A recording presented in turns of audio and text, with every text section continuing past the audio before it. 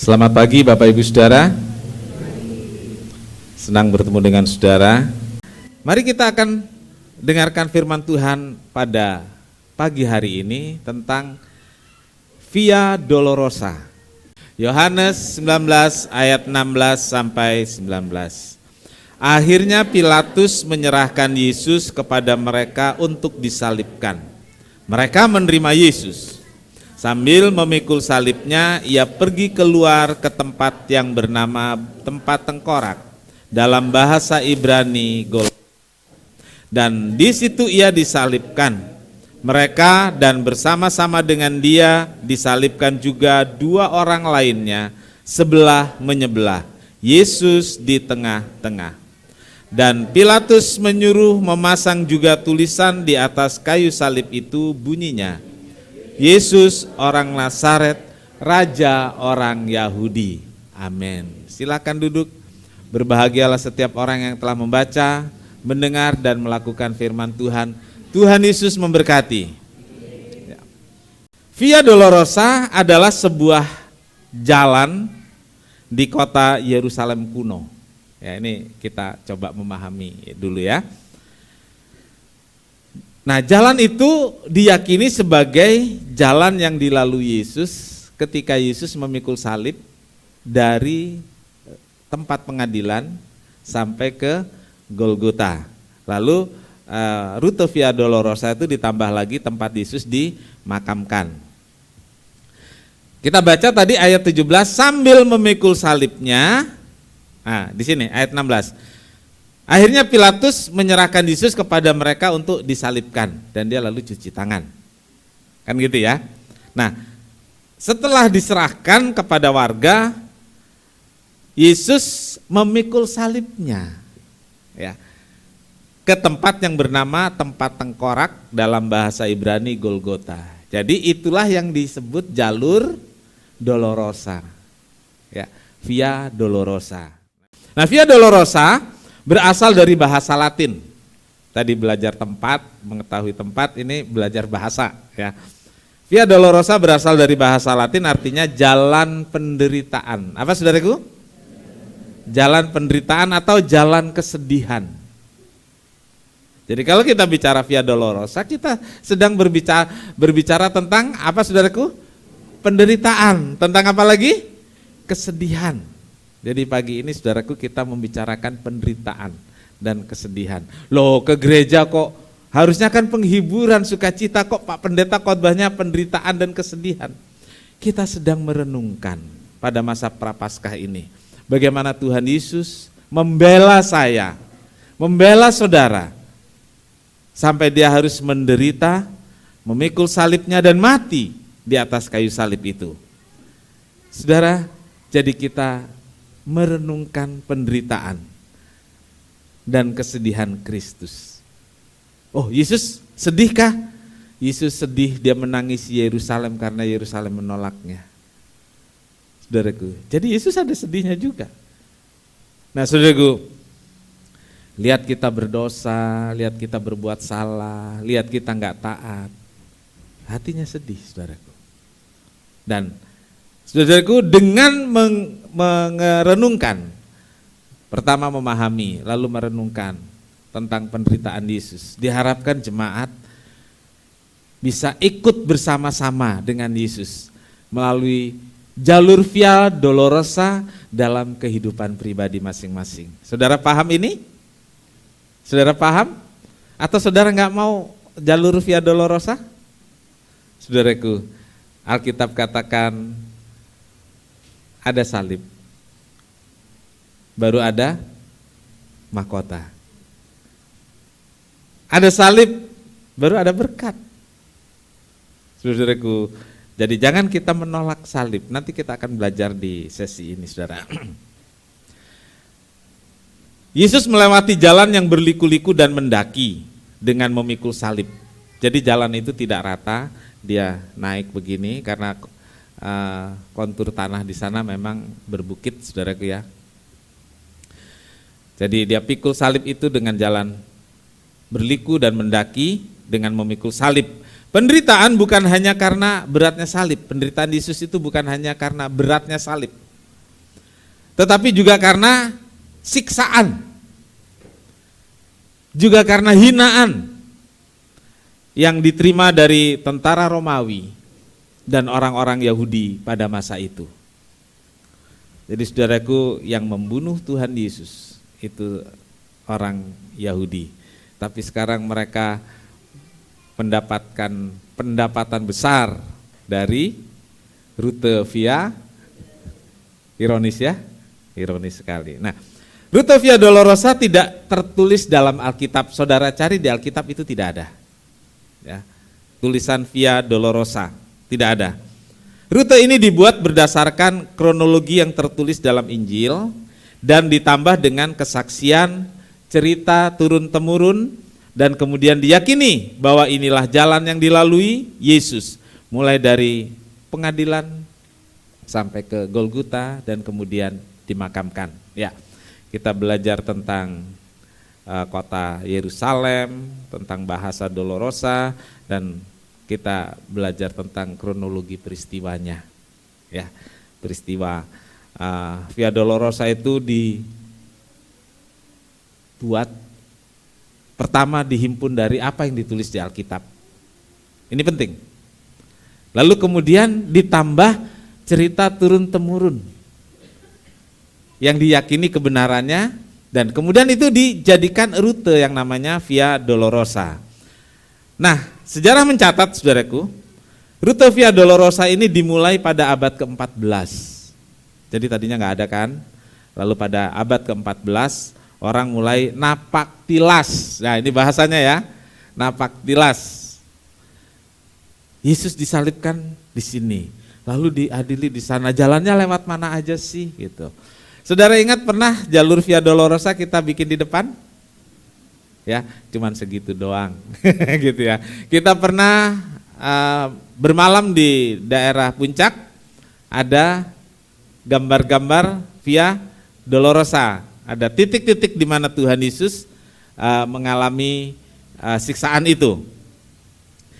Jadi saudaraku, abad ke-14 itu baru dimulai dan kemudian terdapat perubahan-perubahan karena sejarah saudaraku. Lalu ini keliru, dia mestinya lewat sini gitu ya. Dia nggak lewat perapatan, dia motong jalan di sini. Misalnya begitu ya. Lalu ditanya, oh benar, dia nggak lewat perapatan, dia lewat sini gitu. Terus ada lagi jalurnya, seabad kemudian misalnya, oh dari Pepaya dia belok lagi ke jalan, kayak yang ke Malabar jalan apa? Karet, nah jalan karet. Jadi dia nggak lewat perapatan sana, ke jalan karet, misalnya seperti itu. Nah, saudara-saudaraku, sampai 4 abad itu ada perubahan-perubahan. Baru abad ke-18 ditetapkan baik rutenya maupun titik-titik pemberhentiannya. Jadi rutenya dan titik-titik pemberhentiannya baru ditetapkan oleh Paus Clemens XII. Ya. Dan Paus yang sekarang Paus Benediktus ya. Itu membuat satu keputusan yang kontroversi karena mengubah jalur ini, saudaraku. Dan jalur ini tidak dirubah, jadi tidak dipatuhi rupanya karena orang meyakini jalur ini sudahlah nggak usah diutik-utik gitu ya. Gitu. Nah, jadi saudaraku, jalur Via Dolorosa ini ditetapkan dari abad 18 sampai sekarang tidak berubah. Walaupun ada keputusan Paus yang mengubah sedikit jalur itu. Baik saudaraku, dari 14 titik perhentian atau rute, nah ini saudara tolong diperhatikan ya. Dari 14 titik perhentian dalam Via Dolorosa itu, ada 8 titik perhentian diantaranya tertulis di Alkitab. Jadi dari 14, ada 8 titik perhentian yang ditulis Alkitab. Jadi yang 6 itu cerita turun-temurun, tidak tertulis di Alkitab. Pagi ini saudara-saudara, saya ingin sedikit kita melihat rute-rute ini kembali, memahami kemudian merenungkannya. Betapa besar pengorbanan Yesus untuk kita semua supaya kita diselamatkan. Yang pertama, saudaraku, Yesus dijatuhi hukuman mati. Itu tempatnya di pengadilan. Itu tempat perhentian pertama. Jadi nanti kalau kita pergi, nah kita berhenti di sana, nah kita bisa baca peristiwa itu. Ya, Yesus dijatuhi hukuman dengan cara disalib. Disalibkan oleh Pontius Pilatus, dijatuhi hukuman oleh Pontius Pilatus. Ada di Alkitab Lukas 23 ayat 22 sampai 24 ya. Kata Pilatus untuk ketiga kalinya kepada mereka, kejahatan apa yang sebenarnya telah dilakukan orang ini? Tidak ada satu kesalahan pun yang kudapati padanya yang setimpal dengan hukuman mati. Jadi aku akan menghajar dia, lalu melepaskannya. Tetapi dengan berteriak mereka mendesak dan menuntut supaya ia disalibkan. Dan akhirnya mereka menang dengan teriakan mereka. Jadi saudaraku, teriakan mengalahkan pengadilan itu sudah terjadi sejak zaman dulu. Ya. Sudah jelas tidak bersalah. Pilatus berkata Tuhan Yesus tidak bersalah. Tapi si pendemo menuntut.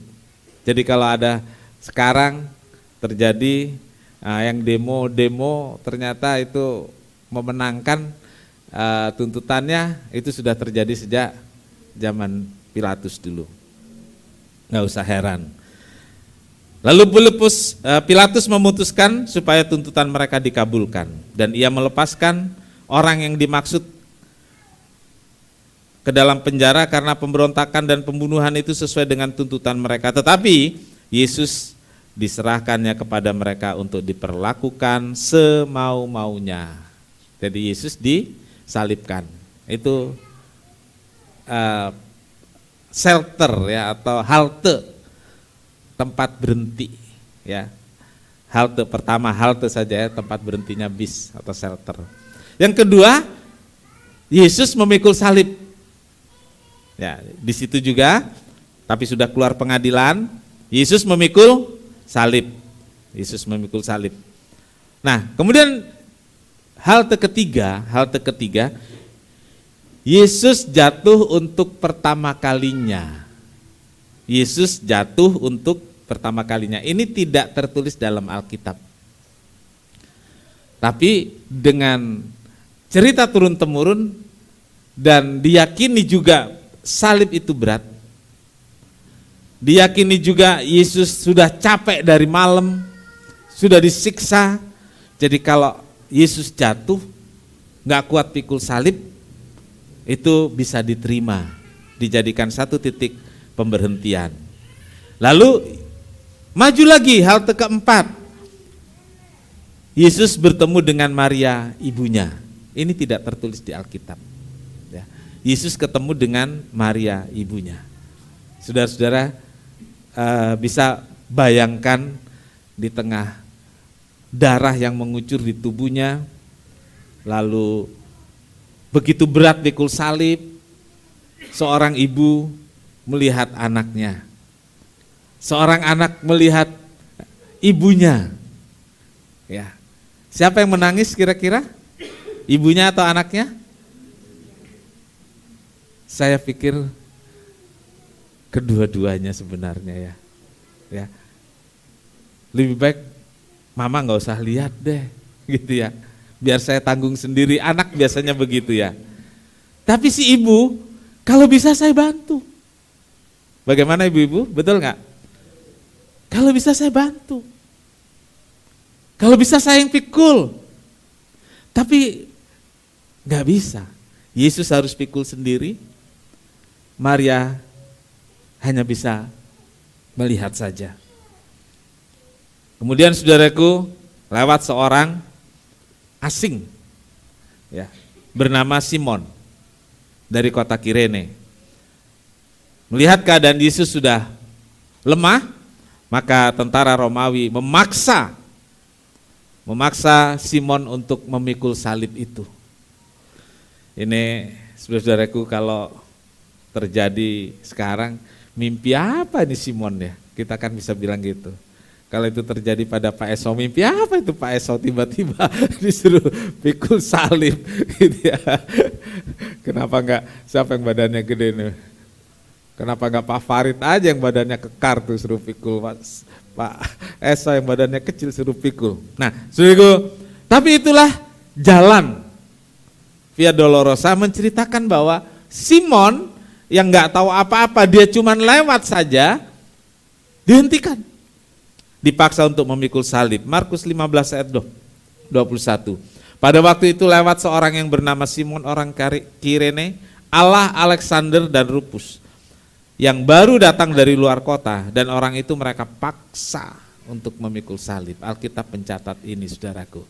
Dan kita melihat kemudian Simon, lalu Alexander anaknya, Rufus anaknya, jadi orang-orang yang percaya Yesus dan memberitakan Injil.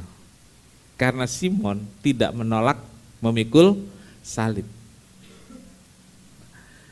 Yang keenam, saudaraku, shelter keenam, ada seorang wanita yang diyakini bernama Veronica.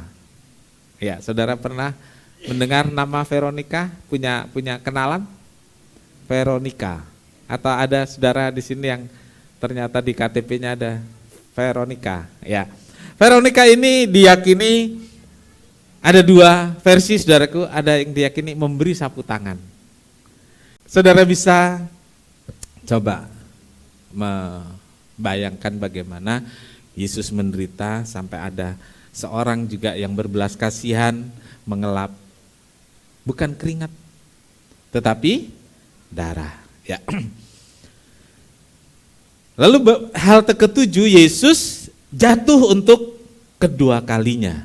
Jadi rupanya waktu dilap itu Yesus pikul salib. Dan setelah itu maju lagi sedikit, Yesus jatuh untuk kedua kalinya, dan ini tidak tertulis dalam Alkitab. Lalu hal ke-8, Yesus melihat ada perempuan-perempuan Yerusalem. Siapakah itu? Perempuan Yerusalem itu adalah murid-muridnya. Ya, murid-muridnya. Yesus berpaling kepada mereka dan berkata, "Hai putri-putri Yerusalem, jangan kamu menangisi aku, melainkan tangisilah dirimu sendiri dan anak-anakmu. Sebab lihat, akan tiba masanya orang berkata, berbahagialah perempuan mandul dan yang rahimnya tidak pernah melahirkan, dan yang susunya tidak pernah menyusui." Saudaraku, maka orang akan mulai berkata kepada gunung-gunung, runtuhlah menimpa kami, dan kepada bukit-bukit timbunilah kami. Sebab jikalau orang berbuat demikian dengan kayu hidup, apakah yang akan terjadi dengan kayu kering? Saudaraku, saya ingin memberitahu saudara di sini, berbahagialah orang yang perempuan mandul dan rahimnya tidak pernah melahirkan dan susunya tidak pernah menyusui. Nah, ini jangan diartikan bahwa jangan punya anak.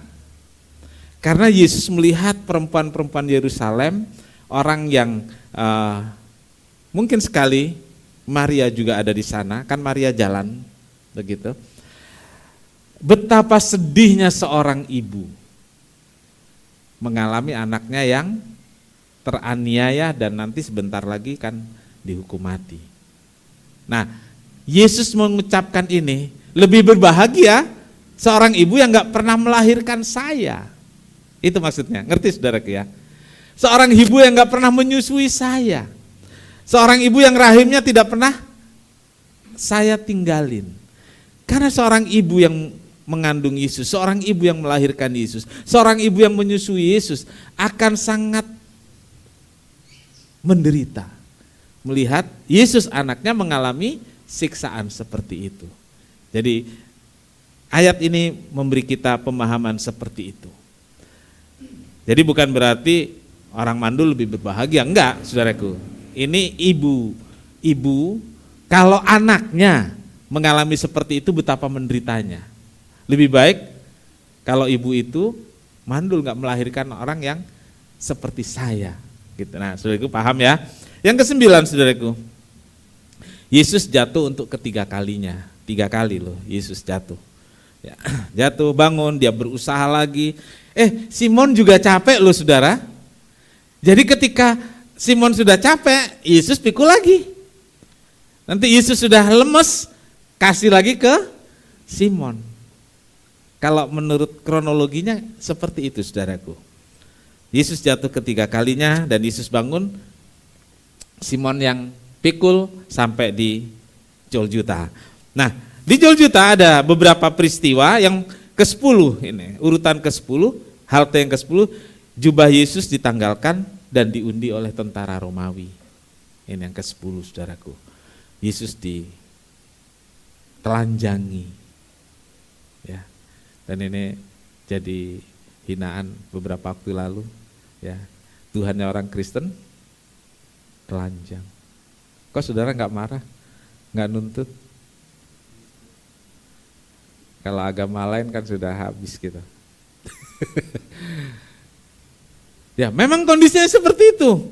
Yesus menjelang disalib, ditelanjangi, dan pakaiannya itu buat rebutan, saudaraku, buat rebutan. Ya. Lalu Yesus disalibkan, itu ayatnya di Yohanes 19 ayat 24. Kemudian halte ketiga ini benar-benar di Bukit Golgota. Ya, di Bukit Golgota. Ditulis Bukit Tengkorak. Ya. Bukit Tengkorak, karena di bukit itu bukan tempat tengkorak, bukan. Kalau dilihat 100 tahun lalu, kalau di foto itu masih ada bentuk tengkorak. Kalau sekarang sudah tidak persis lagi, tapi masih ada gambar itu, masih ada gambar tengkorak, garis-garis gitu ya. Jadi Yesus disalibkan, Lukas 23 ayat 33, ketika mereka sampai di tempat yang bernama Tengkorak, mereka menyalibkan Yesus di situ, dan juga kedua orang penjahat itu, yang seorang di sebelah kanannya dan yang seorang di sebelah kirinya. Yang ke-12, saudaraku, Yesus mati di atas salib. Jadi yang harus kita pahami dan kita yakini, Yesus benar-benar mati di atas salib. Dia benar-benar mati, nggak ada peran pengganti di sana, nggak ada stuntman di sana. Jadi Yesus menjalani semuanya sendiri, dia mati di atas salib. Lalu karena mati ada disebut jenazah. Tapi tentara Romawi ini takut kalau jenazah itu dicuri, lalu dikirimlah penjaga-penjaga. Jadi halte ke-13, jenazah Yesus diturunkan dari salib. Ya. Yohanes 19 ayat 38, sesudah itu Yusuf dari Arimatea, dia murid Yesus tetapi sembunyi-sembunyi karena takut kepada orang-orang Yahudi, meminta kepada Pilatus supaya ia diperbolehkan menurunkan mayat Yesus. Dan Pilatus meluluskan permintaannya, lalu datanglah ia dan menurunkan mayat itu. Yusuf Arimatea ini seorang yang secara finansial mampu, ya. Dia punya kuburan dan dia minta supaya jenazah itu dikuburkan. Kuburan itu kuburan baru, belum ditempatin, saudaraku, tapi tinggal ditaruh saja. Jadi makam di sana dari gua batu, lalu ada tempat kayak kursi sebenarnya kalau saya bilang, ya, kita bisa duduk di sana. Nah, jenazah dibaringkan. Dan saya pernah masuk ke tempat itu, membayangkan Yesus dibaringkan di sana. Kalau saudara ke Toraja, itu memang ada setiap hari orang yang memahat batu. Keluarga-keluarga itu memahat batu. Orang keluarganya nggak ada yang meninggal, nggak ada. Tapi mereka memahat batu gentian setiap hari, bertahun-tahun. Sampai batu itu menjadi ada rongganya dan nanti jenazah ditaruh di sana. Nah, jenazah Yesus ditaruh di sana dan atas permintaan Yusuf dari Arimatea. Yang halte ke-14 terakhir Yesus dimakamkan. Ya, Yesus dimakamkan. Jadi saudaraku, 14 titik halte Via Dolorosa. Jalan penderitaan, jalan kesedihan yang Yesus lalui. Lalu saudaraku, apa makna Via Dolorosa bagi kita? Ini poin penting khotbah pagi hari ini. Apa makna Via Dolorosa? Via Dolorosa mengingatkan kita mengenai beratnya dan sengsaranya Yesus saat pikul salib menuju Golgota. Dan semua itu dilakukan karena dosa dan kesalahan kita.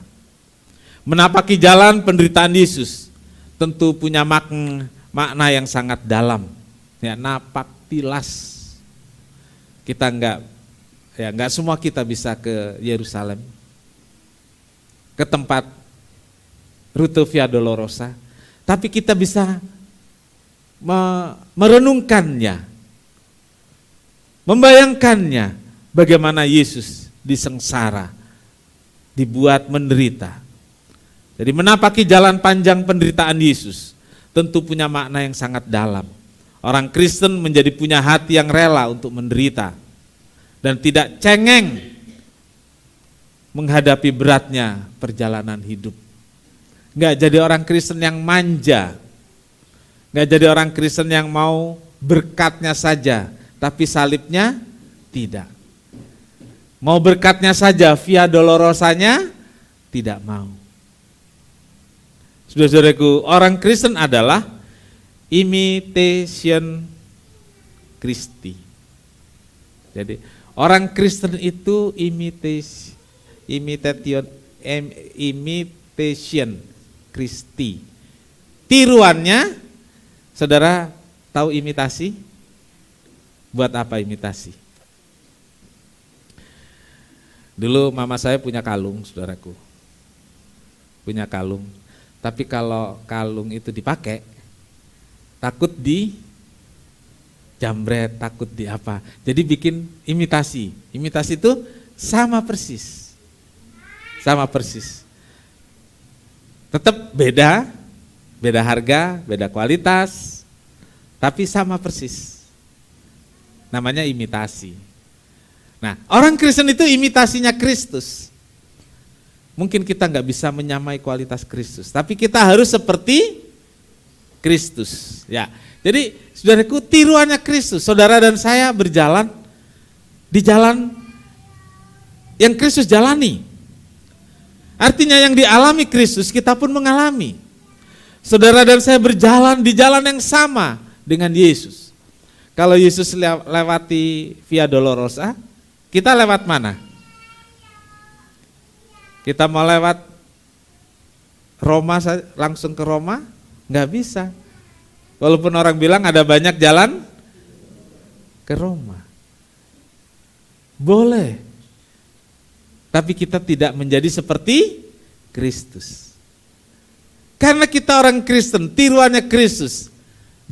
Jalanilah jalur yang Yesus jalani, yaitu Via Dolorosa. Lukas 9 ayat 23, katanya kepada mereka semua, setiap orang yang mau mengikut aku, ia harus menyangkal dirinya dan memikul salibnya setiap hari dan mengikut aku. Saudaraku, ada 3 hal yang Yesus inginkan agar orang Kristen lakukan, agar kita semua tetap berada di jalur Via Dolorosa. Tuhan Yesus ingin kita menjadi seperti dirinya. Dulu ada nyanyian, seperti Yesus, itu saja ku minta. Tadi kita nyanyikan, seperti yang kau ingini, bukan seperti yang ku ingini. Seperti yang kau ingini, jadi seperti Yesus.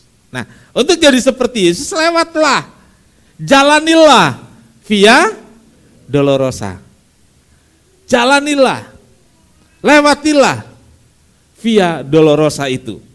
Nah, bagaimana menjalani Via Dolorosa dalam hidup pribadi kita? Yang pertama Tuhan Yesus katakan menyangkal diri. Ya. Menyangkal diri. Saudara-saudaraku, orang percaya adalah orang yang sudah ditebus dengan darahnya. Dengan darah yang mahal, yaitu darah Yesus sendiri. Kemudian hidupnya menjadi milik Yesus. Hidupnya telah ditebus dan kemudian menjadi milik yang menebus, yaitu Yesus.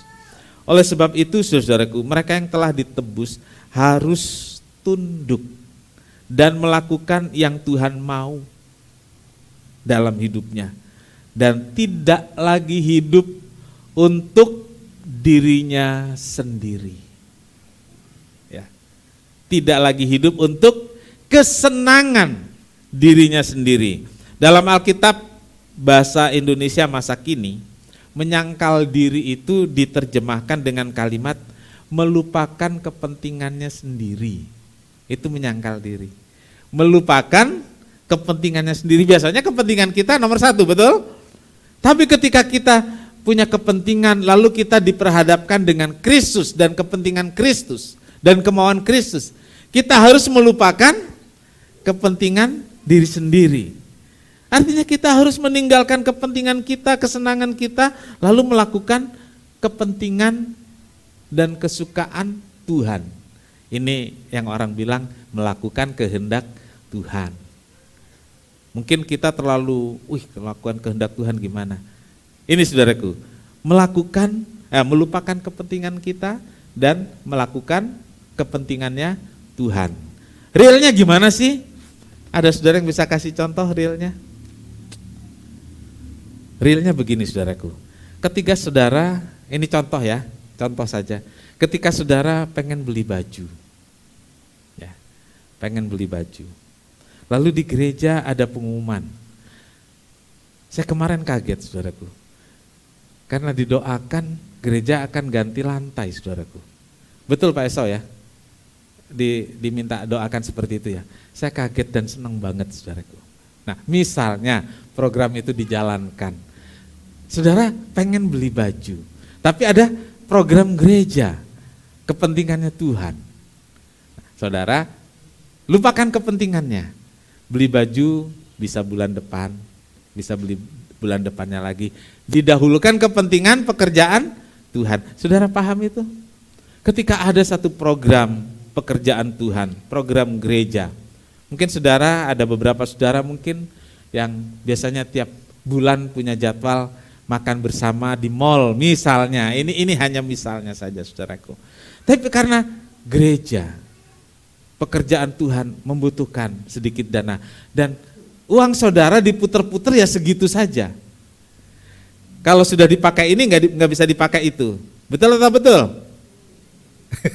Kan biasanya begitu ya di kita ini. Kalau sudah dipakai ini nggak bisa dipakai itu, kalau dipakai itu nggak bisa dipakai ini kan gitu.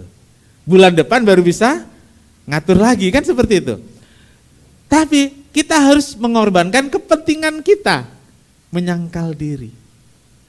Namanya menyangkal diri, melupakan kepentingan kita dan mendahulukan kepentingannya Tuhan. Kembali carilah dahulu kerajaan sorga. Bukan cari saja tapi melakukan sekarang. Kemajuannya adalah melakukan. Jadi saudaraku, melupakan, menyangkali kepentingan kita sendiri. Tuhan bilang kalau kamu mau mengikut aku, kamu harus menyangkal diri. Ya. Lalu kita ikut Tuhan. Jadi orang Kristen yang mau jalur Via Dolorosa, lupakan kepentinganmu. Dahulukan kepentingan Tuhan. Yang kedua, memikul salib. Pada zaman Romawi, orang yang dihukum itu harus pikul alat hukumannya sendiri, harus bawa alat hukumannya sendiri. Orang yang disalib, dia harus pikul salib itu sampai ke tempat eksekusi. Nah, inilah yang dilakukan oleh Tuhan Yesus. Yesus melakukannya dengan rela walaupun harus menanggung siksaan oleh pasukan Romawi dan oleh masyarakat Yahudi waktu itu. Ia dihina dan menanggung malu. Ya, orang disalib itu dibilang dikutuklah dan lain sebagainya. Yesus rela menderita dan juga menanggung malu. Belum lagi penderitaan yang dialami dengan meneteskan darah di sekujur tubuhnya setelah disiksa habis-habisan. Mulai dari pengadilan sampai Golgota. Hal ini menjadi gambaran bahwa seorang pengikut Kristus, seorang pengikut Kristus harus rela memikul salib. Kalau tadi dari dalam diri sendiri, mikul salib itu dari luar, ya, menanggung sengsara, hinaan karena nama Tuhan. Itu salib, saudaraku. Seorang pengikut Kristus harus rela memikul salib ketika diperlakukan tidak adil. Diperlakukan dengan diskriminasi oleh karena nama Yesus. Saudaraku, saudara pernah mengalami diperlakukan tidak adil karena saudara Kristen? Saudara pernah diperlakukan tidak adil karena saudara percaya kepada Yesus? Saudaraku, yang kita alami belum apa-apa dibanding Via Dolorosa, saudaraku. Ya. Jadi inilah Via Dolorosa, jalan salib, jalan penderitaan yang harus kita lalui. Dan masing-masing kita punya Via Dolorosa. Ya, yang ketiga, mengikut Yesus. Saudara, mengikut Yesus bukan hanya satu keputusan. Tetapi mengikut Yesus harus berlanjut pada tindakan nyata dan terus-menerus setiap hari. Mengikut Yesus tidak berhenti pada komitmen, tetapi harus nyata pada langkah-langkah hidup seumur hidup kita. Artinya, saudaraku, sebagai pengikut Yesus kita harus tunduk dan taat pada perintah. Bukan hanya di bibir saja. Jangan hanya NATO katanya, ya. NATO. No action, talk only. Omdo. Mengikut Yesus harus ditunjukkan pada kepatuhan dan ketaatan pada peraturan dan kehendak Tuhan. Mengikut Yesus berarti berjalan di belakang Yesus, mengikuti teladan dan melangkah mengikuti tapak-tapak kaki Yesus. Saudara-saudaraku, Via Dolorosa kembali mengingatkan kita bahwa perjalanan iman Kristen tidak mudah. Pemain musik dan singer saya persilahkan. Ya, Via Dolorosa mengingatkan kita bahwa perjalanan iman Kristen sungguh tidak mudah. Meninggalkan yang kita sukai, kita suka loh, kita harus tinggalkan. Membuang berbagai keinginan dan meletakkan pada kaki Yesus. Saudara-saudara, Via Dolorosa mengingatkan saudara dan saya mengenai kerelaan menderita karena nama Yesus. Kerelaan dikucilkan, kerelaan disingkirkan hanya karena di KTP saudara dalam kolom agama tertulis Kristen. Mungkin yang lamar kerjaan begitu diterima langsung dibuang ke tempat sampah. Itu salib. Itu Via Dolorosamu. Ya. Jangan karena itu engkau mengubah kolom agama di KTP. Ada yang begitu? Ada. Tapi kalau kita mau menjadi pengikut Yesus berjalan di Via Dolorosa, masing-masing kita punya Via Dolorosanya. Kita punya Via Dolorosa sendiri. Namun ingat kita enggak sendiri. Buat beberapa saudara Via Dolorosanya adalah ekonomi. Ya. Betapa sulit dan beratnya untuk beli beras, untuk beli makanan untuk sehari-hari, tidak mudah. Itu Via Dolorosa. Menahan diri untuk tidak ngambil punya orang walaupun itu tergeletak, itu Via Dolorosa. Beberapa saudara mungkin punya Via Dolorosa adalah masalah keluarga, beban anak-anak yang gak sehati, yang gak sepaham, itu jadi Via Dolorosa. Ada bagi beberapa saudara Via Dolorosanya adalah sakit yang menetap dan gak sembuh. Saudaraku, tapi ketika kita menapaki Via Dolorosa kita dengan rela, dengan tulus, Tuhan memperhatikan, Tuhan menolong kita, Tuhan memberi kekuatan, membantu kita untuk bisa melewati Via Dolorosa saudara, Via Dolorosa saya, sampai pada akhirnya kita terima mahkota kemuliaan.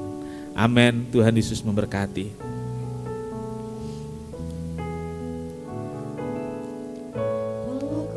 Lihat bukti kasih-Mu, Kau menderita gantikanku.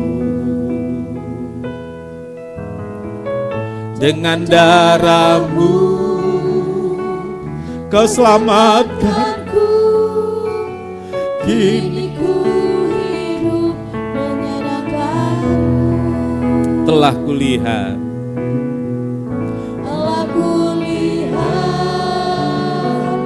bukti kasih-Mu. Saya persilahkan petugas perjamuan kudus.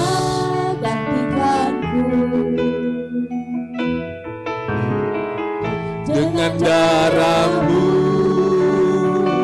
Kau selamatkanku. Kini ku hidup menyenangkan-Mu. Terlalu besar kasih-Mu Bapa, pengorbanan yang Kau berikan bagiku. Terlalu mahal. Kita sama-sama berdiri. Yesus tercurah untuk menebus hidupku.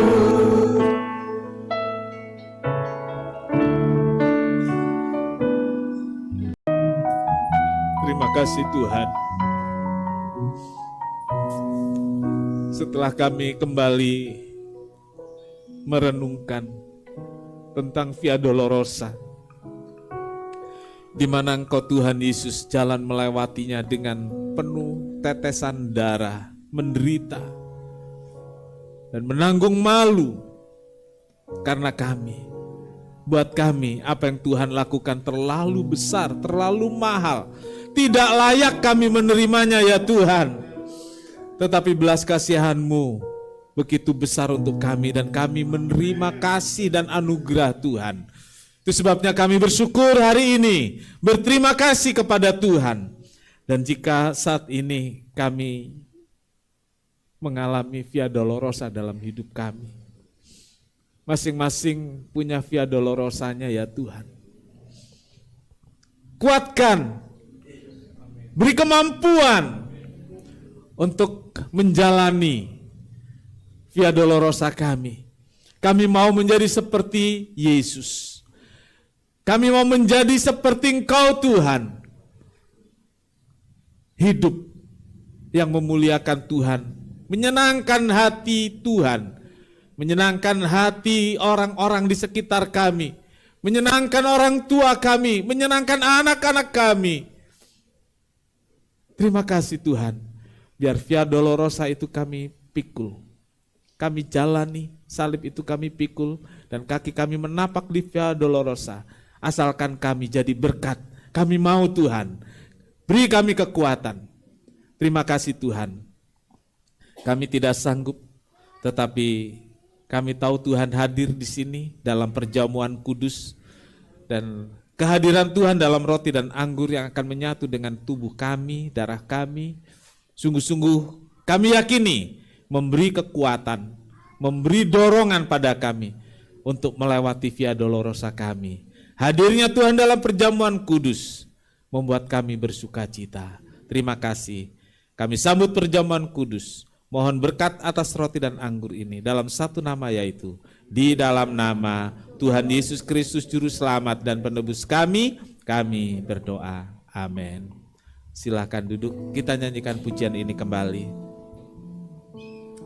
Telah kulihat bukti kasih-Mu.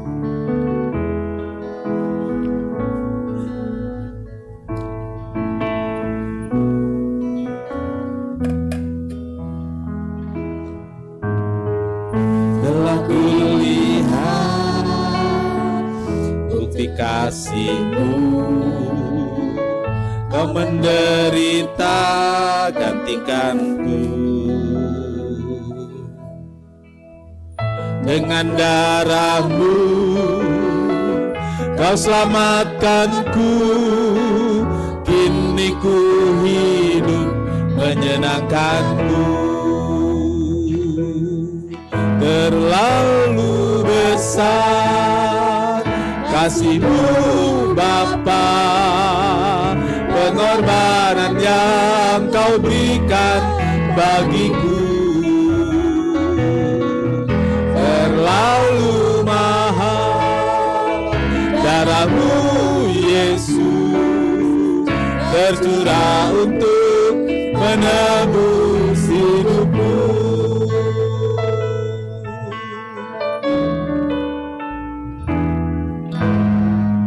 Telah kulihat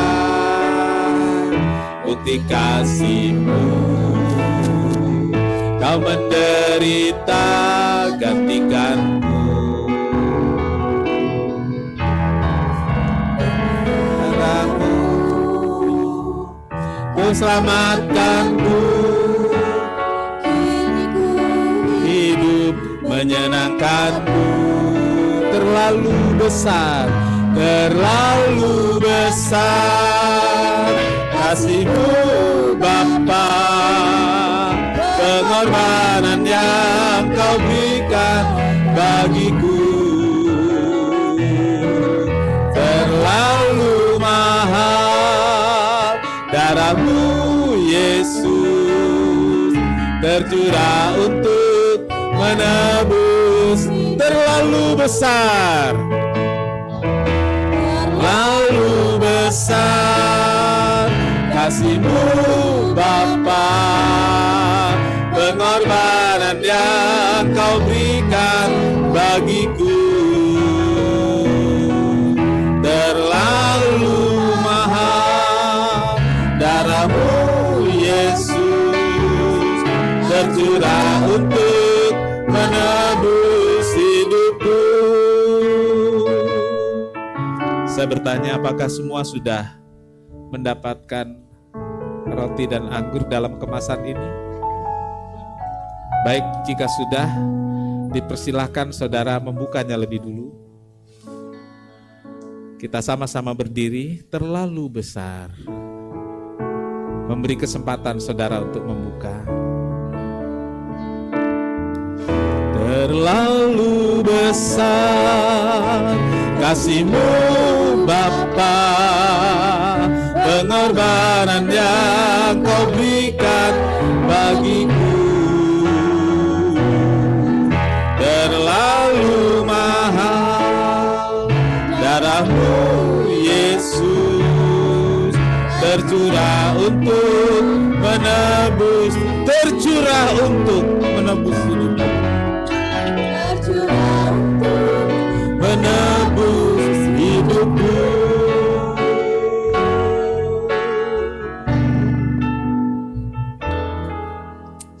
Haleluya. Angkat roti, angkat hosti lebih tinggi dari kepala. Tubuh Yesus Tuhan kita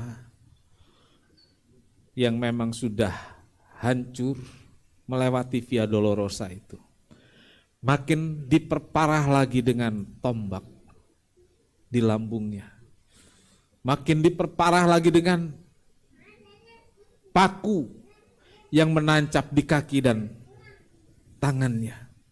Begitu menderita Yesus untuk kita. Terlalu besar pengorbanannya untuk saya.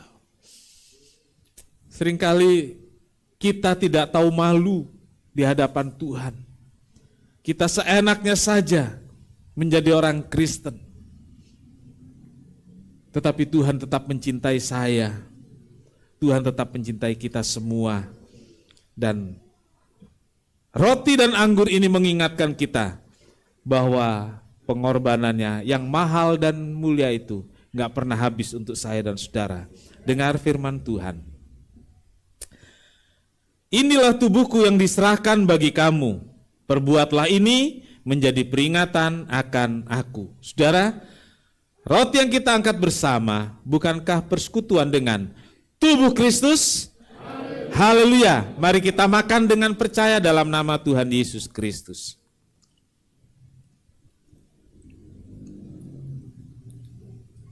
Mari kita buka cawan.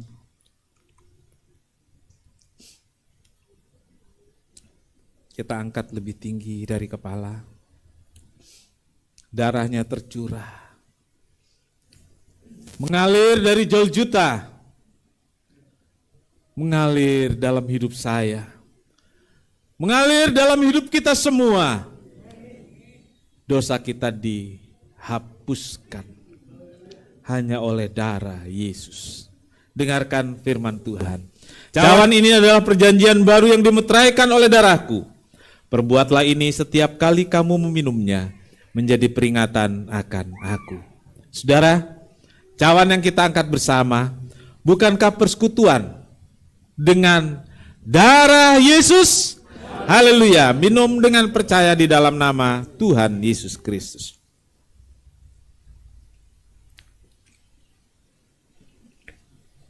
Oh, haleluya, haleluya.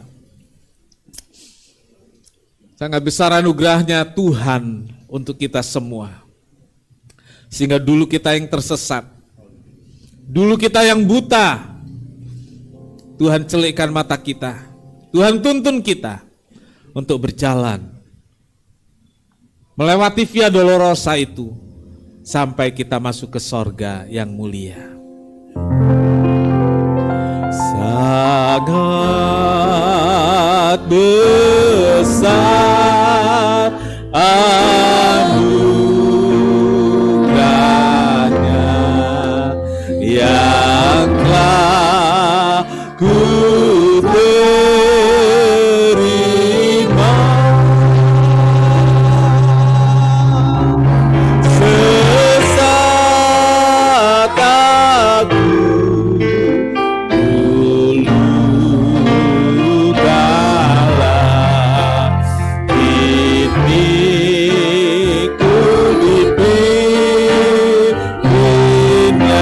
angkat tangan, ucapkan syukur.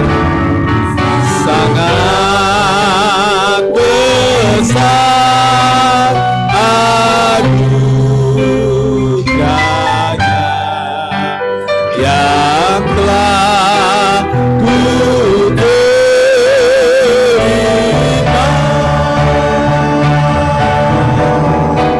sesat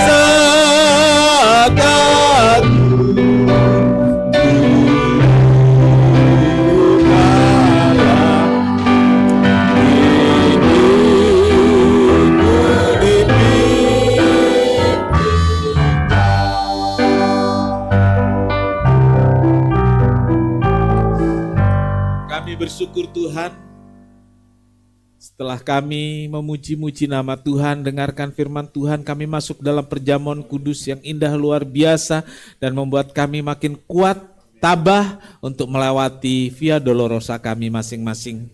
Kami enggak sendiri, tapi kami ada Tuhan yang menopang dan memampukan kami sampai kami melewati Via Dolorosa ini.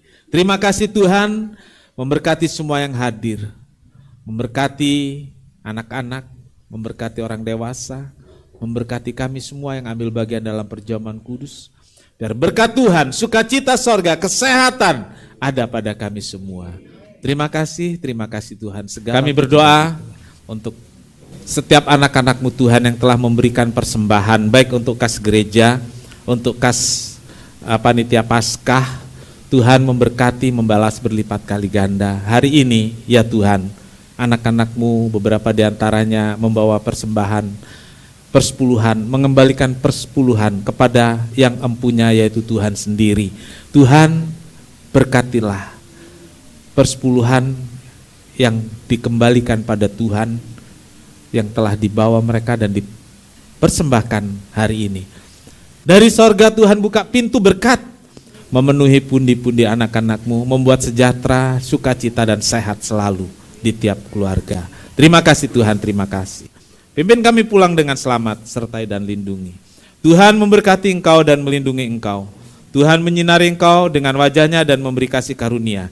Tuhan menghadapkan wajahnya kepadamu dan memberi engkau damai sejahtera. Saudara-saudara yang kekasih, terimalah berkat dan damai sejahtera dari Allah Bapa, kasih karunia dari Tuhan Yesus Kristus, persekutuan Roh Kudus serta kita sekarang sampai selama-lamanya. Ini doa kami ya Tuhan yang kami alaskan di dalam satu nama, yaitu di dalam nama Tuhan Yesus Kristus Juru Selamat dan Penebus kami berdoa. Bapa kami yang di sorga, dikuduskanlah namamu, datanglah kerajaan-Mu, jadilah kehendak-Mu di bumi seperti di sorga. Berikanlah kami pada hari ini makanan kami yang secukupnya, dan ampunilah kami akan kesalahan kami, seperti kami juga mengampuni orang yang bersalah kepada kami.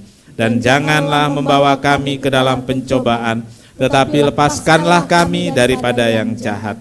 Karena Engkaulah yang punya kuasa, kemuliaan dan kemuliaan sampai selama-lamanya. Amin. Bapa, terima kasih. Bapa, terima kasih.